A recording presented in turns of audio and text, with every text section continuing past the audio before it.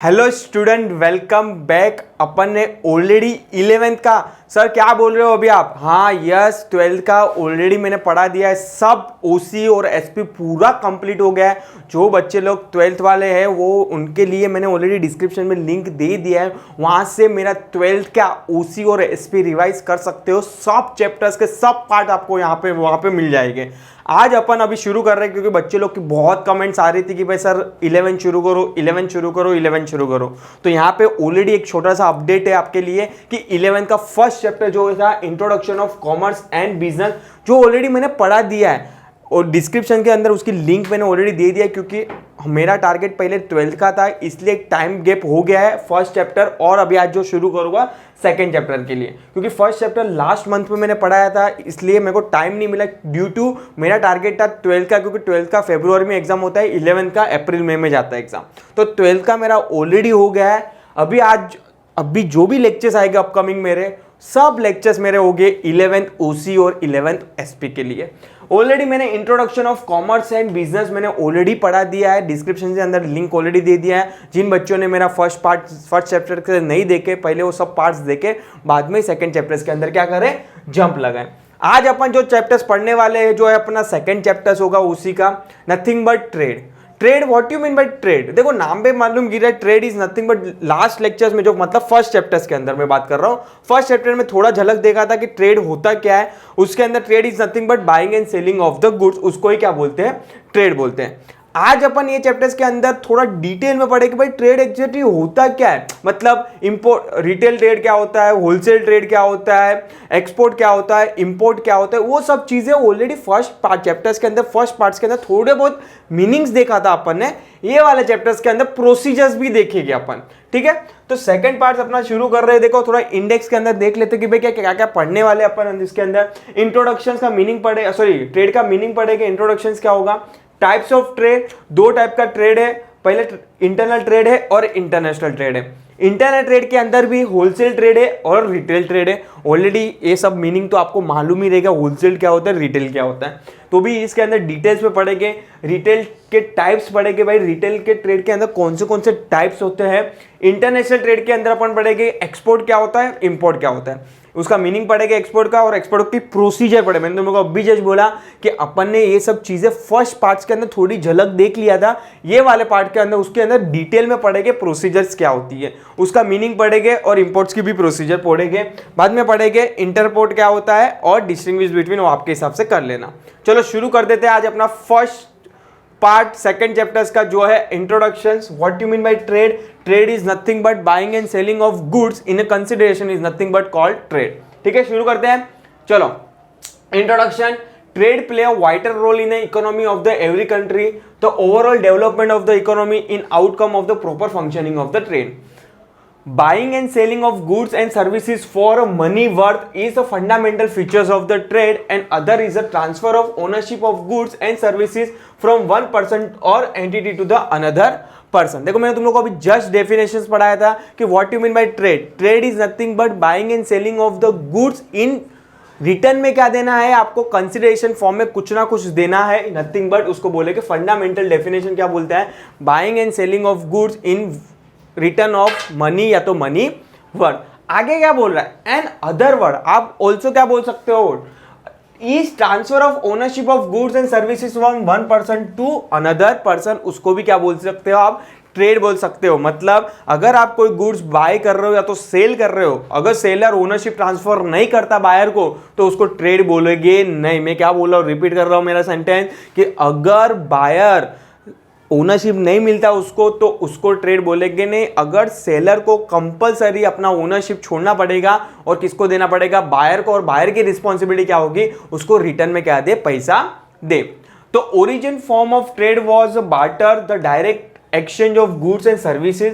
After the invention and acceptance of the common currency, that is money, trade become the greatly specified। मतलब पहले क्या था, barter transaction था, पहले money नहीं था, मतलब 50 साल पहले की बात कर रहा हूं मैं यहाँ पे। वो ट्रांजेक्शन को क्या बोलते थे, बार्टर ट्रांजेक्शन। उसके अंदर क्या होता था, एक गुड्स और दूसरे गुड्स के अंदर क्या होती थी, बाइंग एंड ट्रेडिंग होती है। मतलब क्या बोलना चाहता हूँ सर कि फॉर एग्जाम्पल एक फार्मर के पास राइस है और दूसरे फार्मर्स के पास व्हीट है, तो दोनों के पास तो पैसा तो है नहीं, पर दोनों को अगर सपोज कि फॉर एग्जाम्पल एक फार्मर के पास राइस है, अगर उसको व्हीट की जरूरत है तो वो क्या करता था, जिस बंदे को राइस की जरूरत है उसको राइस देता था उतने केजी में, और उसके रिटर्न में उसको क्या मिलता था, व्हीट मिलता था। मतलब nothing but bottom of the line में क्या बोलना चाहता हूं कि जो भी बाइंग एंड ट्रेडिंग होती थी, इन रिटर्न में कुछ नहीं था, खाली गुड्स ही थे।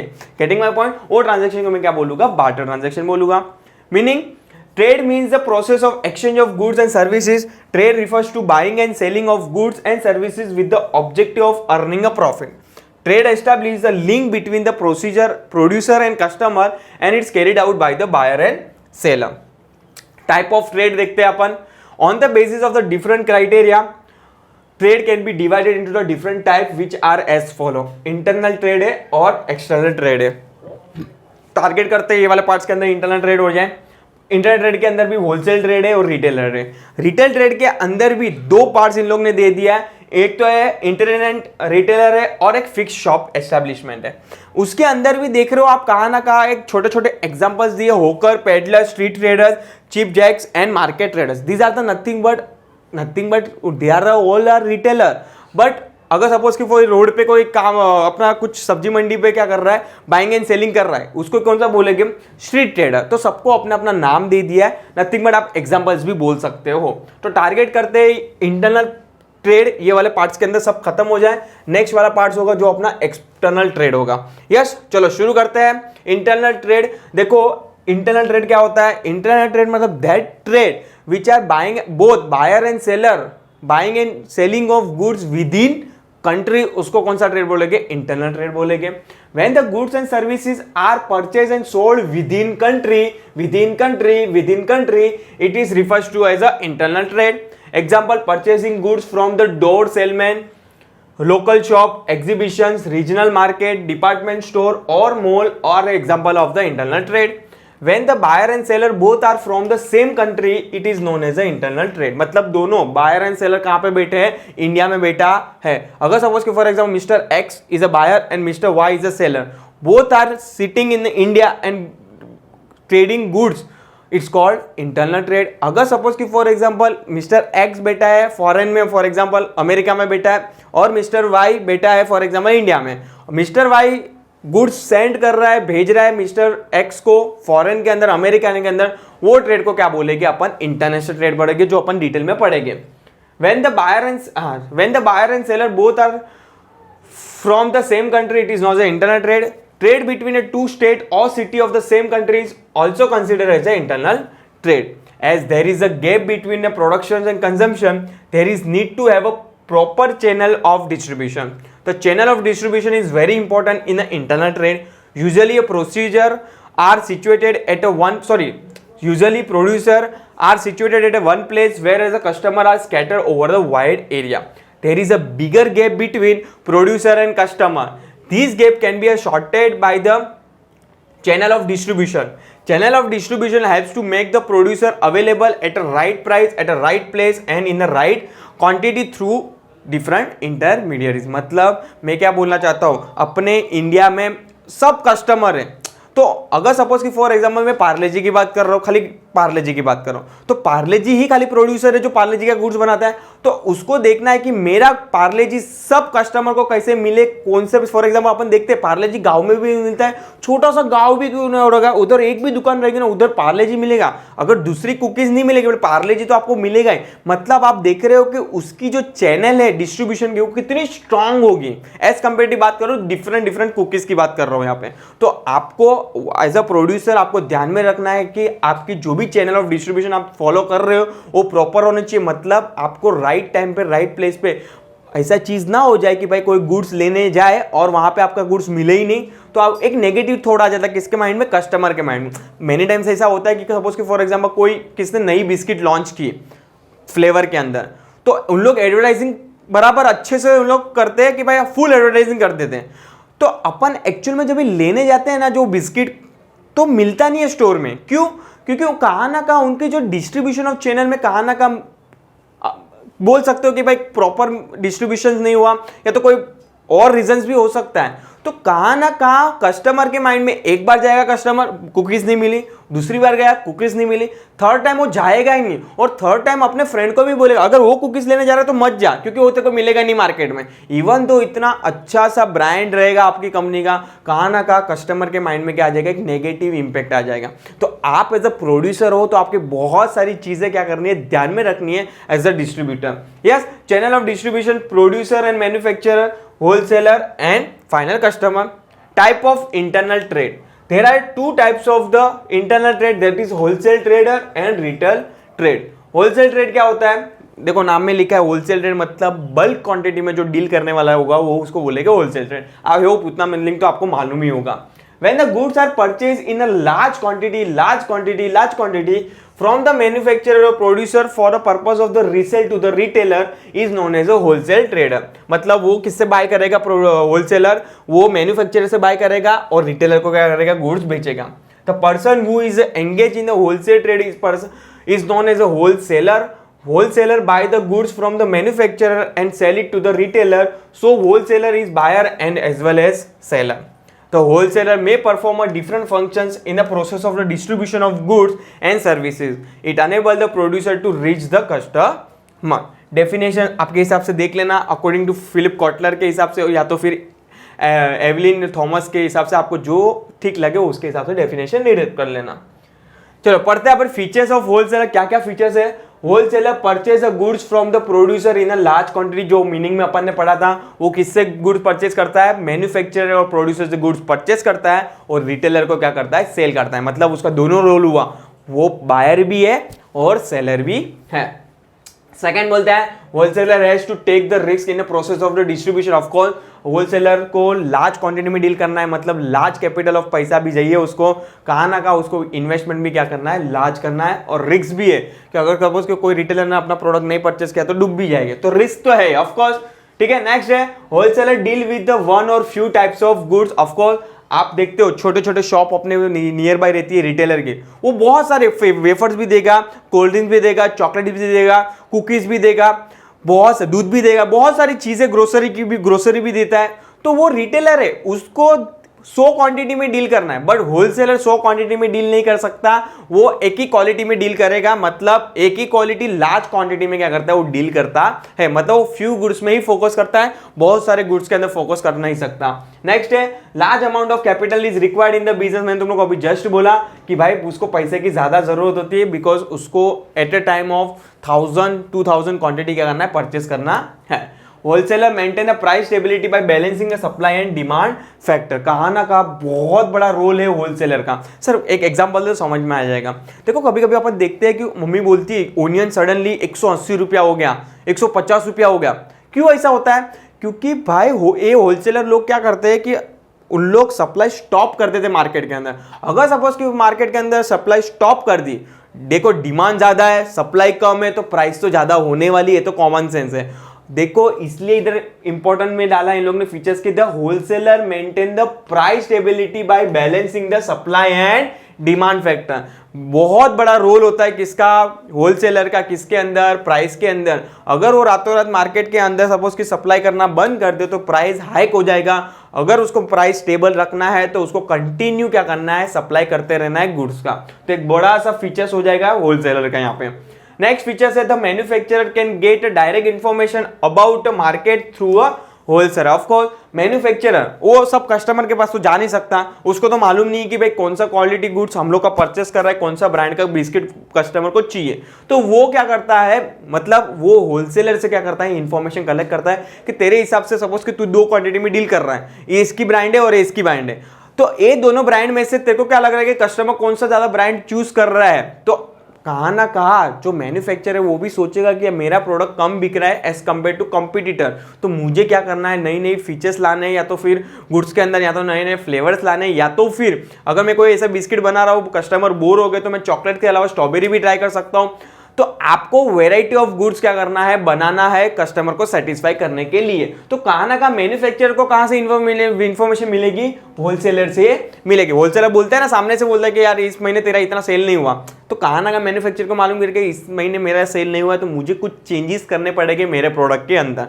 Getting my point? या तो कुछ डिस्काउंट लाना पड़ेगा, एक कुकीज पे एक कुकीज फ्री। तो ये सब चीजें कौन अप्लाई करता है? प्रोड्यूसर बाद में क्या करता है, अप्लाई करता है। 7th point, a wholesaler sell the goods to the retailer as per their requirement. Of course, wholesaler अगर लग रहा है कि मार्केट में इसकी डिमांड है, उसका ही गुड्स क्या करते हैं, डिमांड फॉलो करता है। अदरवाइज वो उसको मालूम है कि अगर सपोज कि मैं lakhs of rupees amount invest कर रहा हूँ और कस्टमर बाई नहीं कर रहे तो मैं लॉस क्यों बेयर करूँ, तो वो वही गुड्स क्या करेगा, बाइंग एंड ट्रेडिंग करेगा जो कंज्यूमर के फेवर में है उनको। A wholesaler perform the marketing functions like assembling, warehousing, transporting, grinding, packaging, advertising and financing. ये सब सर्विस भी कौन प्रोवाइड करता है? होलसेलर प्रोवाइड करता है। तो these are the 8 features of the wholesaler. Services of the wholesaler. The wholesaler provide a valuable service to the manufacturer and retailer. मतलब वो सपोज कि मैं मैन्युफैक्चरर, तो मैं अगर होलसेलर हूं तो मैं मैन्युफैक्चरर को क्या, मतलब प्रोड्यूसर को क्या सर्विस प्रोवाइड करूंगा और रिटेलर को क्या सर्विस प्रोवाइड करूंगा, अपन पढ़ेंगे अभी one by one. Services to the manufacturer, मतलब पहला बात कर रहा है मैन्युफैक्चरर से मैं क्या सर्विस प्रोवाइड करता हूं एज अ होलसेलर। अज्यूम करो मैं कौन हूं, अभी होलसेलर हूं, ठीक है। पहला तो है लार्ज परचेस। ऑफकोर्स मैं क्या करता हूँ, लार्ज क्वांटिटी ऑफ परचेस किससे करता हूँ, मैन्युफैक्चर से होगा परचेस करता हूँ। तो पहला फीचर्स मेरा, पहली सर्विस क्या होगा, मैं लार्ज क्वांटिटी में क्या करता हूँ, बाइंग एंड ट्रेडिंग करता हूँ। A wholesaler purchase a large quantity of goods from the manufacturer and sell it to the retailer by collecting the order from the retailer. Second है storage. Of course मैं ऐसा अगर large quantity में क्या कर रहा हूँ, डील कर रहा हूँ, तो मेरे पास वेयर हाउसिंग की भी क्या होनी चाहिए, फैसिलिटी होनी चाहिए। भाई जरूरी नहीं कि आज मैं 1000 क्वांटिटी ले रहा हूँ तो रिटेलर आज मेरे से 1000 क्वांटिटी ले ले, ऐसा कोई गारंटी नहीं। मालूम गिरा कि वो 1000 क्वांटिटी बिकने मतलब सेल होने में 1 महीना लगता है, तो 1 महीना आप वो क्वांटिटी को किधर रखोगे, मतलब आपको वेयर हाउसिंग की फैसिलिटी भी प्रोवाइड करनी है किसको, अपने मैन्युफैक्चरर को, ठीक है। अपन ने ऑलरेडी देर भी पढ़ा था। तो wholesaler perform the marketing functions like assembling, warehousing, nothing but godown की भी फैसिलिटी कौन प्रोवाइड करता है, होलसेलर प्रोवाइड करता है। थर्ड है ट्रांसपोर्टेशन, ये भी एक टाइप का क्या हो गया, मार्केटिंग फंक्शंस हो गया। ये भी अपने क्या करता है कि अगर लार्ज क्वांटिटी में गुड्स बाय करते हैं तो मैन्युफैक्चरर अगर वो प्रोवाइड नहीं कर पा रहा सर्विस, तो एज अ होलसेलर वो सर्विस क्या कौन प्रोवाइड करता है, मैन्युफैक्चरर के बिहाफ में कौन प्रोवाइड करता है, होलसेलर प्रोवाइड करता है। Wholesaler use his own transportation to deliver the goods from the place of production. Next है financial assistance. A wholesaler is ready to pay the amount in advance to the manufacturer which can help the manufacturer to produce the goods within a short period. Of course अगर manufacturer के पास इतना capital नहीं है but आपको इतना बड़ा order आया as a wholesaler, तो आप क्या करोगे, पार्ट ऑफ द कैपिटल या तो फिर पार्ट ऑफ द अमाउंट जो क्लाइंट से एडवांस से लिया रहेगा वो किसके साथ शेयर करोगे, मैन्युफैक्चरर के साथ, क्योंकि वो क्या करेगा, उसके रॉ मटेरियल बाय करेगा और फिनिश गुड बना के आपको देगा और आप क्लाइंट को बेचोगे, खाना का पैसा मिलेगा, उसमें से जो उसका निकलता है उसको दे देना और बाकी का प्रॉफिट अपने पास रखना। तो these are the nothing but cycle जो रन होती है कॉमर्स सेक्शंस के अंदर। नेक्स्ट है प्रोवाइड अ मार्केटिंग इन्फॉर्मेशन। मैंने तुम लोग को अभी जस्ट अपन ने पढ़ा भी था, अभी मैंने तुम लोग को बोला कि भाई तुम मैन्युफैक्चरर पूछता है कि ये महीने मेरा कितना सेल हुआ मेरे प्रोडक्ट का, तो वो बोलेगा नहीं रे तेरा इतना सेल नहीं हुआ क्योंकि तेरा प्रोडक्ट कितने कस्टमर ने इतना बाय नहीं किया। नथिंग बट मार्केट भी इन्फॉर्मेशन भी कौन देता है, होलसेलर किसको देता है, मैन्युफैक्चरर देता है। देखो अपन अभी क्या कौन सा पार्ट पढ़ रहे हैं कि भाई होलसेलर कौन सी सर्विसेज प्रोवाइड करता है किसको, मैन्युफैक्चरर को। इसके वाला पार्ट नेक्स्ट वाला पार्ट पढ़ेंगे कि एज अ होलसेलर रिटेलर को क्या सर्विस प्रोवाइड करता हूँ, दोनों एंगल से सोचना है मेरे को। गेटिंग माय पॉइंट, ठीक है। पढ़ते हैं manufacturer can get updated information from the wholesaler like a market condition, demand, taste etcetera. Next है risk bearing. A wholesaler take a risk in his business by financing and storing large quantity of goods, some time he may bear the loss. Of course हर time profit हो ऐसा नहीं है भाई, तू business कर रहा है तो तू अगर सम अमाउंट का सपोज कि एक्स अमाउंट का तू सोच के रखना कि इतना प्रॉफिट होना चाहिए, 2x करके सोचना है कि इतना लॉस हुआ तो मैं गिरूंगा नहीं, मैं संभल जाऊंगा। तो हमेशा बैकअप प्लान होने चाहिए तेरे, 1-2 प्लान तो होने चाहिए कि भाई अगर ये मंथ इतना फ्लॉप हो रहा है तो नेक्स्ट मंथ में क्या स्ट्रेटेजी फॉलो करूँ कि भाई वो लॉस क्या कर सकूँ, राइट ऑफ कर सकता हूँ। Next last functions, marketing functions. The wholesaler carry off various marketing functions जो अपन ने ऑलरेडी इसके अंदर पढ़ा था फीचर्स के अंदर, like warehousing, advertising, sale promotion etcetera on behalf of the manufacturer. तो ये वाला सब फंक्शन से सर्विसेज है वो कौन प्रोवाइड करता है, होलसेलर ही प्रोवाइड करता है, बट किसको प्रोवाइड करता है? मैन्युफैक्चरर को। अभी जो पढ़ेंगे कि भाई होलसेलर क्या सर्विस प्रोवाइड करेगा टू द अपने रिटेलर को। चलो, सर्विस टू द रिटेलर। पहला ये क्या लिखा है? Stock of goods, wholesaler keep the last stock of goods, therefore retailer can get the goods easily when the customer asks for the good। अपन देखते हैं छोटे छोटे रिटेलर, मतलब अपने आजू बाजू जो शॉप से और these are the retailer shop, वो क्या करता है, इतनी क्वांटिटी में रखता नहीं है, वो हार्डली बिस्किट्स भी लेगा तो 50 क्वांटिटी में लेता है, ज़्यादा क्वांटिटी में लेता नहीं। अगर उसको लग रहा है खत्म हो गया तो होलसेलर को फोन करेगा कि भाई मेरा खत्म, बिस्किट्स के पैकेट सब खत्म हो गए, तो कितने घंटे में पहुंचा सकता है? वो बोलेगा एक दिन में मैं पहुंचा दूँ। तो कहाँ ना कहाँ रिटेलर को ज़्यादा क्वांटिटी क्या करनी, प्रिजर्व करके रखनी जरूरी नहीं है। मतलब कहाँ ना कहाँ वो फंक्शंस भी कौन प्रोवाइड करके देता है, वो सर्विस भी कौन प्रोवाइड करता है? होलसेलर प्रोवाइड करके देता है। किसको? अपने रिटेलर को। सेकंड है regular supply. Of course wholesaler regular supply करते हैं अपने रिटेलर को, और wholesaler assure regular supply of goods to the retailer. अगर रेगुलर सप्लाई नहीं करेंगे तो कहाँ ना कहाँ प्राइस हाइक होने के चांसेस है। Therefore, retailer are free from the storing of goods. Retailer can supply a goods to the customer as and when required by them. Next है risk bearing. The wholesaler bear the risk of price and market fluctuation, large stock of goods. Therefore, retailer are free from this risk as well. Of course, retailer को तो भाई 1000 of quantity में goods रखने की कोई जरूरत नहीं है। उसके बिहाफ में कौन रखता है? होलसेलर रखता है। अगर लॉस हुआ तो होलसेलर का होगा, रिटेलर तो सेफ है। फाइनेंशियल सपोर्ट भी कौन प्रोवाइड करता है? होलसेलर प्रोवाइड करता है अपने रिटेलर को। Wholesaler provide financial support by way of the credit facility, discount extra. Such support increasing the effect of the working capital of the retailer. Of course अगर retailer को बोलोगे कि भाई तो अभी मेरे को 50 क्वांटिटी ले, 50 क्वांटिटी का पैसा नेक्स्ट महीने देगा तो भी चलेगा, तो कहाँ ना कहाँ वर्किंग कैपिटल जो रिटेलर की चाहिए, वर्किंग कैपिटल के जो पैसा चाहिए वो कहाँ का अफेक्ट नहीं होगा। अगर तुम लोग उसको क्रेडिट दे रहे हो, क्रेडिट मतलब उधार दे रहे हो, तो कहाँ ना कहाँ रिटेलर क्या है, सेफ है कि हाँ भाई 30 महीने में बाद मुझे पैसा देना है, तो 30 महीने तक तो मैं पैसा कमा लूंगा वापस से और वापस से उसको दे सकूंगा। नथिंग बट एक साइकिल के फॉर्म में वो क्या देता है, आपको क्रेडिट्स देता है कि भाई आप वो बिस्किट जो आपको 50 क्वांटिटी दिया आप बेचो, पैसा कमाओ और उसमें से प्रॉफिट अपना पास रखो और रिमेनिंग प्रॉफिट किसको दे दो? होलसेलर को दे दो। नेक्स्ट है market information. Wholesale provide a variety of information about the market condition of the different product. This information is regarding a new product, variety of product, new scheme on the existing product, etc. Sometimes wholesaler guide the retailer about when to buy, how to buy, etc. Of course, ये भी services wholesaler किसको बताता है? Retailer को बताता है कि suppose कि फॉर एग्जांपल नेक्स्ट मंथ में कुछ न्यू प्रोडक्ट लॉन्च होने वाला है कोई ब्रांड का, तो वो भी बता देता है कि भाई अगर तेरे को स्टॉक करना है तो कर, अदरवाइज न्यू बिस्किट आने वाली है इसकी, या तो फिर नई सॉफ्ट ड्रिंक आने वाली है। तो नथिंग बट वो क्या बताता है, मार्केट की इन्फॉर्मेशन एडवांस में बता के रखता है अपने रिटेलर को। अगर रिटेलर को लग रहा है कि नहीं भाई अभी मैं वेट कर सकता हूँ तो वेट कर सकता है, तो वेट कर ले, तो नया प्रोडक्ट ये कस्टमर को दे, तो उसके कारण तेरे को भी प्रॉफिट होगा और हम लोग को भी प्रॉफिट होगा। नथिंग बट मार्केट की इन्फॉर्मेशन भी कौन बताता है? होलसेलर बताता है अपने रिटेलर को। अगर सपोज कि लग रहा है कि भाई अगर नेक्स्ट महीने में कोई डिस्काउंट आने वाला है, फॉर एग्जाम्पल ऐसा कोई डिस्काउंट कि भाई एक पे एक फ्री वाला बिस्किट, या तो फिर ऐसा है कि भाई 50 क्वांटिटी लो उसमें से 5 क्वांटिटी आपको फ्री में, तो कहाँ ना कहाँ रिटेलर को भी वो क्या हो रहा है, प्रॉफिट हो रहा है। तो वो सब इन्फॉर्मेशन अगर उसको लग रहा है कि रिटेलर को फायदेमंद है तो वो क्या बताता है? होलसेलर रिटेलर को बताता है। और लास्ट है sale promotion. Wholesaler does advertisement and also promotion of goods which can help the retailer to increase the sale. तो ये सर्विसेज भी कौन प्रोवाइड करता है?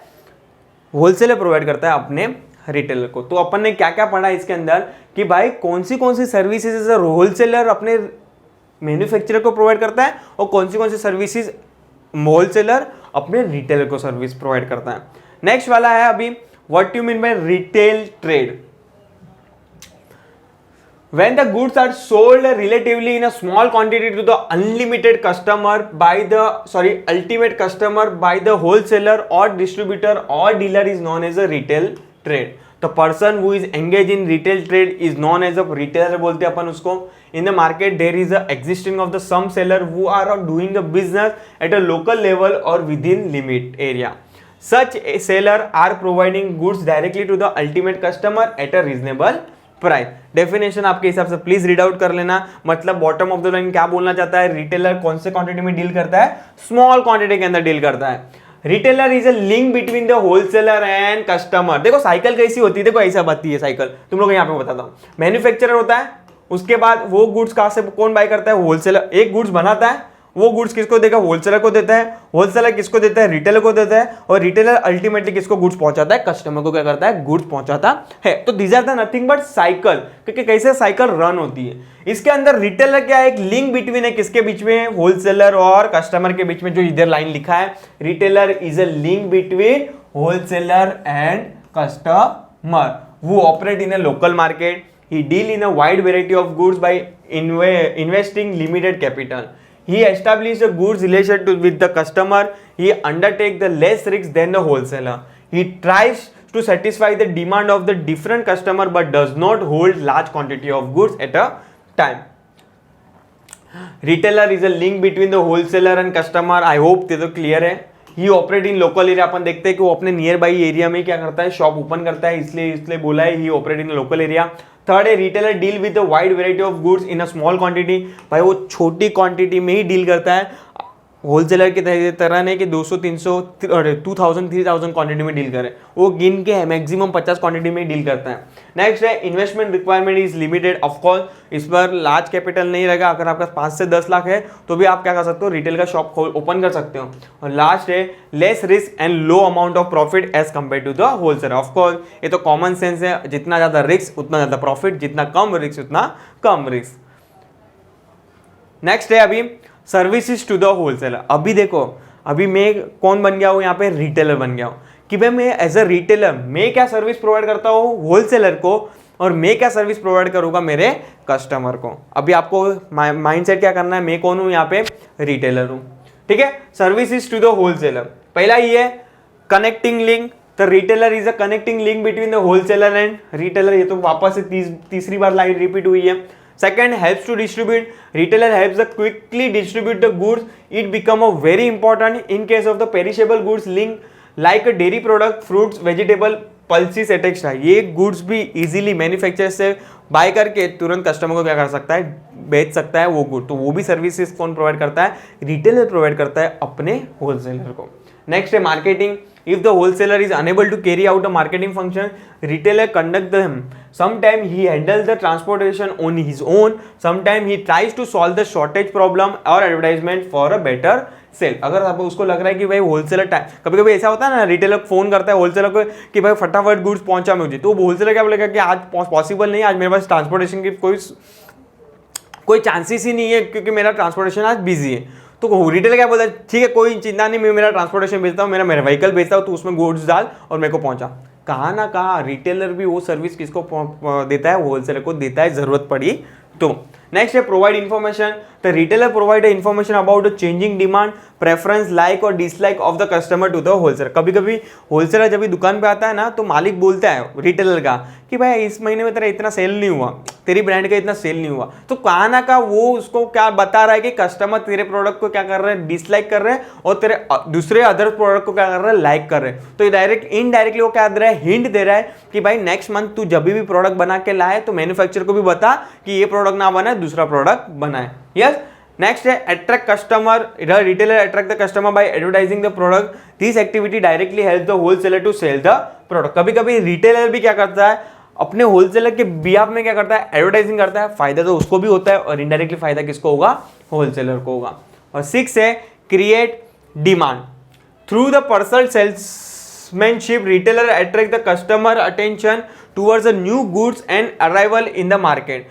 To create a demand for a new goods, the retailer puts new goods for a window display. अपन कभी कभी होता है कि भाई सपोज कि कोई नया प्रोडक्ट आता है तो वो डिस्प्ले पे ही लगा देता है कि भाई हाँ कस्टमर क्या हो, अट्रैक्ट हो, और कस्टमर क्या कर रहे हैं? बाय कर रहे हो वो प्रोडक्ट से। कहाँ ना कहाँ नो डाउट मार्जिन उसमें उसका ज़्यादा रहेगा, तो भी वो क्या करता है? पर्सनली क्या करता है? डिस्प्ले लगाता है वो प्रोडक्ट अपने दुकान पे। तो ये क्या हो गया? सर्विसेज टू द होलसेलर, कि भाई रिटेलर क्या सर्विस प्रोवाइड करता है अपने होलसेलर को। अभी अपन पढ़ेंगे नेक्स्ट पॉइंट है सर्विसेज टू द कस्टमर, कि क्या क्या रिटेलर सर्विस प्रोवाइड करता है अपने कस्टमर को। Regular supply of goods, of course retailer क्या करता है? रेगुलर सप्लाई करता है अपने कस्टमर को। The retailer store the sufficient quantity of goods as per the requirement of customer. Goods are available to the customer as and when they are in needed. Second is local convenience. Retailers are normally situated near the residential area. These offer a local convenience to the customer as they can purchase the goods as per their convenience and timely. Of course, many times अपन देखते हैं कि भाई grocery shop वाला रहेगा, वो अपने near by क्या करेगा, अपना दुकान खोलेगा। तो कहा ना का कस्टमर को भी फायदा है कि भाई सपोज कि फॉर एग्जांपल कस्टमर को बोला कि रात को 9 बजे कि भाई मेरे को ये प्रोडक्ट चाहिए, तो वो क्या करेगा, वापस से दुकान में आके अपना दुकान ओपन करके वो कस्टमर को क्या करेगा, होम डिलीवरी करके आएगा, क्योंकि वो कस्टमर भी क्या रहेगा, नियर बाई एरिया में रहेगा। तो कहा ना का ये फायदा होता है लोकल कन्वीनियंस का भी रिटेलर को। नेक्स्ट है होम डिलीवरी। मैंने तुमको जस्ट रिपीट किया अभी, many retailer provide home delivery of goods to the customer at a normal cost और free of cost. This improve the relation between the customer and retailer. Explain करने की कोई जरूरत नहीं है, आई होप तुम लोग समझ गए रहेंगे। नेक्स्ट है वेराइटी ऑफ गुड्स। मैंने तुम लोग को बोला कि वो स्मॉल क्वांटिटी के अंदर डील करता है बट बहुत सारी क्वांटिटी में क्वालिटी में डील करता है। सर समझ में नहीं आया, मतलब वो वेफर्स भी बेचेगा, वो बिस्किट्स भी बेचेगा, सॉफ्ट ड्रिंक भी बेचेगा, दूध भी बेचेगा, केक भी बेचेगा, मतलब वो सब बेचता है रिटेलर वाला। किरियाना भी बेचेगा, व्हीट भी, राइस भी, वो सब क्या करता है, सेल करता है। वेराइटी ऑफ गुड्स, भले वो क्वांटिटी कम होगी बट क्वालिटी ज्यादा होगी उसके बाद।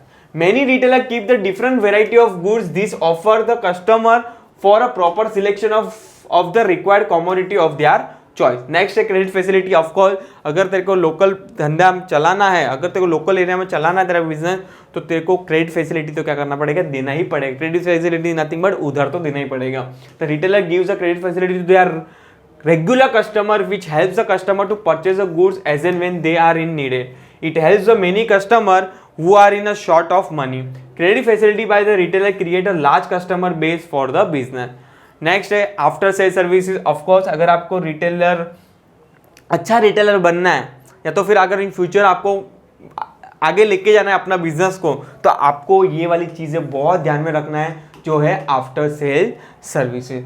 Some retailer do provide after sale services to customer for a durable goods such as a laptop, mobile, television set, music system, refrigerator, etc. at a cheapest rate. Such services create a confidence in the mind of customer for the further purchase. अगर suppose कि एक छोटा सा दुकान लेके बैठे अपना TV का, तो अगर अपन आफ्टर सेल सर्विस नहीं प्रोवाइड कर रहे हैं, तो कहाँ ना कहाँ वो कस्टमर वापस से अपने पास तो आएगा ही नहीं। और सेकंड चांस कि भाई अगर कोई परचेज उसका रिटेलर रिलेटिव्स या तो उसका फ्रेंड्स में से कोई सर्कल में से बाय करने आएगा ना आपके शॉप में, तो भी बोलेगा इधर से बाय मत करना। तो कहाँ ना कहाँ नेगेटिव इंपैक्ट पड़ता है आपके शॉप पे।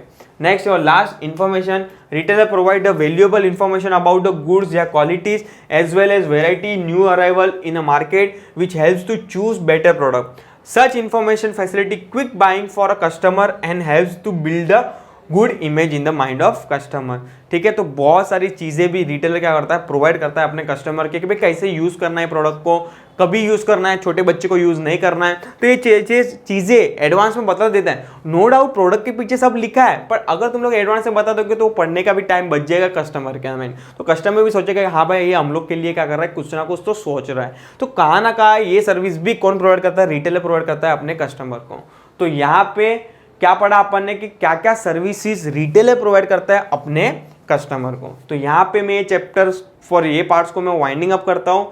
नेक्स्ट वाला जो पार्ट्स आएगा उसके अंदर पढ़ेंगे टाइप्स ऑफ रिटेलर क्या है, वो भी बहुत बड़ा है। इंटरनेट रिटेलर उसके अंदर 5 पार्ट्स है, और बाद में fix shop establishment small scale है और लार्ज स्केल है। होप सो नेक्स्ट वाला पार्ट इसके अंदर 2-3-4 पार्ट्स तो बेयर मिनिमम बनेंगे। तो प्लीज़ अपडेट रहना हम लोग के चैनल को। अगर जिन्होंने अभी भी चैनल को सब्सक्राइब नहीं किया तो प्लीज़ फ्रेंड्स चैनल को क्या कर लेना, सब्सक्राइब कर लेना। देखो जो अगर 12th वाले बच्चे, अगर उसके भाई है या तो उसके कोई फ्रेंड्स है जो 11th में, तो उनको खाली हम लोग की चैनल का क्या कर देना, लिंक फॉरवर्ड कर देना, क्योंकि यहाँ पे मैं 11th का सब OC और SP, no doubt OC SP only, सब इको जैसे 12th में इको हो गया, सब चैप्टर्स के हम लोग ने पार्ट्स पढ़ाए, वैसे सेम 11th का भी सब चैप्टर्स का सब पार्ट्स, सब चैप्टर्स यहाँ पे पढ़ाए जाएंगे। तो प्लीज़ चैनल को सब्सक्राइब करना और लिंक शेयर कर देना अगर कोई फ्रेंड है आपका 11th में। तो till time thank you so much.